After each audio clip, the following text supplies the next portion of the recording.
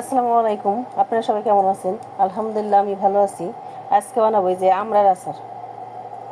দেখেন এই যে অনেকগুলো আমড়া ছিল, সবগুলো খাওয়া হয়েছে। আর এটা হলো মিষ্টি আমড়া, একবারে টক মিষ্টি। এটা আমি যে ভালো মতো ছিলে নেব এইভাবে।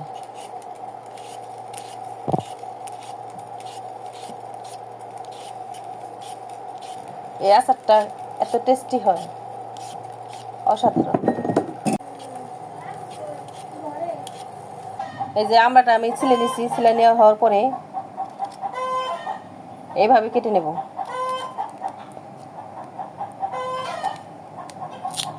এইরকম করে, যাতে মশলাটা সুন্দর মতো ঢোকে। এই আচারটা অনেকদিন ঘরে রেখেও খেতে পারেন।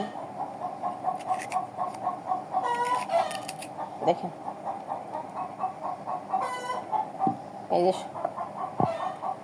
এভাবে কেটে নিলাম সবগুলা।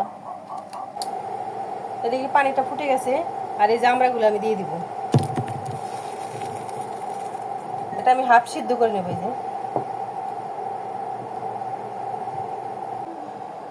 ওদিকে আমড়াটা আমি সিদ্ধ হয়ে দিছি, হাফ সিদ্ধ। টক ভাবটা চলে যাবে তখন অতটুকুই করব, বেশি সিদ্ধ করবো না। আর এদিকে 4টা মরিচ নিছি আমি, আর এখানে নিয়ে নেবো 5 ফোড়ন।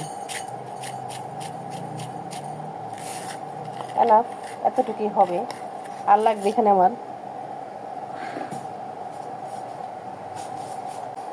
আর দিয়ে দেবো এখানে আমি 1 চা চামচের মতো সরিষা দিয়ে দিব। এই যে 1 চা চামচ, এর বেশি দিব না। এটা দিয়ে আমি ভেজে নেব। এই দেখেন হয়ে গেছে, আর আমড়ার কালারটা চেঞ্জ হয়ে গেছে। এখন আমি নামিয়ে ফেলবো। পুরোপুরি সিদ্ধ করবো না। আর এখানে দিয়ে দিব আমি যেটা এলাচ, আর দিয়ে দিব ধনিয়া, বড় ধনিয়া এটা। আর দিয়ে দিব এখানে আমি 1 চা চামচ জিরা। এটা আমি শুকনা খোলায় ভেজে নেব। এই শুকনা খোলায় আমি ভেজে নেব সুন্দর করে। ভেজে আমি একবারে গুঁড়া করে নেব। পুরোপুরি গুঁড়া করবো না, আমি আধা ভাঙা গুঁড়া করবো। এটা আমি ঠান্ডা করে নেব, ঠান্ডা করে গুঁড়া করে নেব।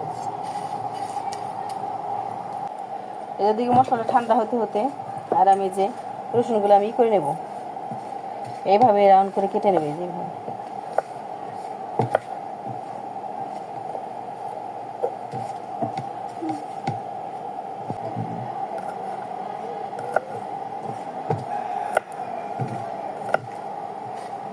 এইভাবে করে আমি কেটে নেবে যে। এই দেখেন আমার মশলাটা গুঁড়া করা হয়েছে। আর আমি ব্লেন্ডারে করে নিই, ব্লেন্ডারে করলে মশলাটা পুড়ে যায়। আর দেখেন কি সুন্দর কালার আসছে। আর পুরা গুঁড়াগুড়ি করবেন না, পুরা গুঁড়া না, আধা ভাঙা থাকবে মশলাটা। আর এদিকে আমার রসুন কুচি আছে, এই যে রসুনটা কুচি করে নিছি। আর এই যে আমড়াটা পানি ঝরাই নিছি। আর এখন এখান চুলায় ফ্রাই প্যান দিয়ে দিছি। এখন ঝটপট বানিয়ে নেব। এখানে অবশ্যই লাগবে সরিষার তেল, সরিষার তেল ছাড়া চলবেই না। আর তেলটা একটু পরিমাণে বেশি লাগবে। আর এখানে আমি সামান্য একটু 5 ফোড়ন দিয়ে দেবো, সামান্য,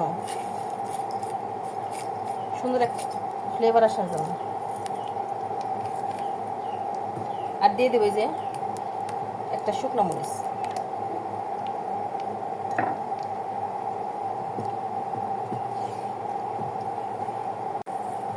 দেখেন মরিচটা একটু আগে দেওয়া হয়েছে। আর 5 ফোড়ন, আর দিয়ে দেবো এখানে রসুন কুচি।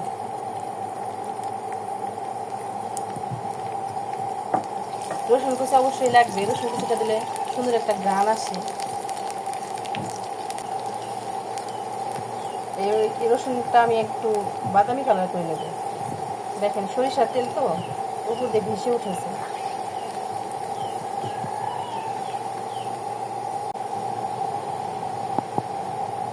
এই রসুনটা একবার বাদামি কালার হয়ে গেছে। দেখেন সুন্দর একটা কালার আসছে। এই পর্যায়ে দিয়ে দেবো আমি আমড়া।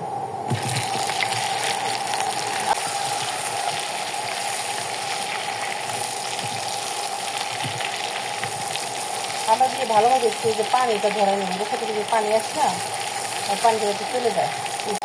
এই পর্যায়ে দিয়ে দেবো আমি চিনি। চিনিটা আপনার পরিমাণ মতো দেবেন।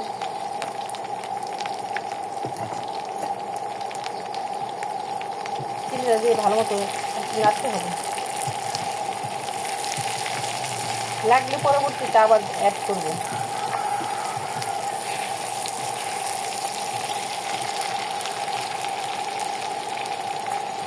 আর দিয়ে দেবো এখানে আমি ঝাল হওয়ার জন্য যে সামান্য একটু মরিচের গুঁড়া,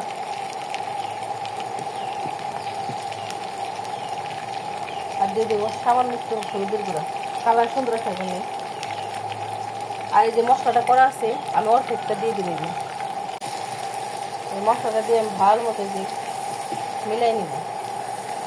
আর চিনির পানি উঠে গেছে, দেখেন দেখেন এই যে পুরো আচারটা রেডি আছে, দেখতে অসাধারণ হয়েছে। আমি মশলাটা দিয়েছিলাম অর্ধেক, আর অর্ধেকটা এখন দিয়ে দেবো।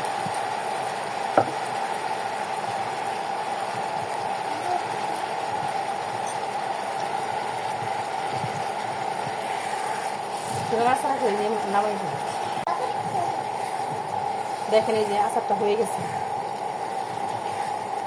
এখন একটু ঠান্ডা হলে আপনারা বুঝতে পারবেন যে কি সুন্দর একটা কালার আসে।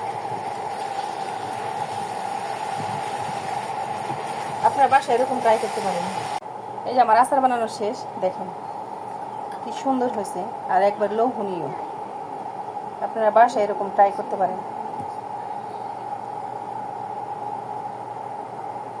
এরকম আচার ঘরে রেখে খাওয়া যায় অনেক দিন, 2 মাসের মতো খেতে পারবেন, আর ফ্রিজে রেখে আরও বেশি খেতে পারবেন।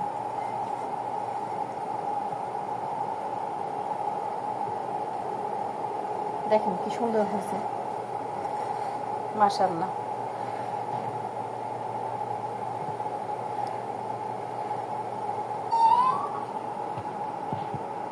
দেখেন এই যে আচারটা বানানো শেষ, আর দেখতে দেখেন কি সুন্দর লোভনীয় কালার হয়েছে। আর এত সুন্দর কালার হয়েছে সেটা বলার মতো না। আর খেতে অনেক মজা হয়েছে, আমরা টেস্ট করে দেখছি। আর একবার একটা করে দেখাই যে দেখেন,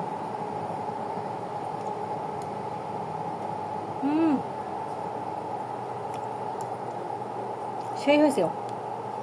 আপনারা বাসায় একবার হলেও ট্রাই করে দেখতে পারেন। আর আমাদের সাথে থাকার জন্য ধন্যবাদ।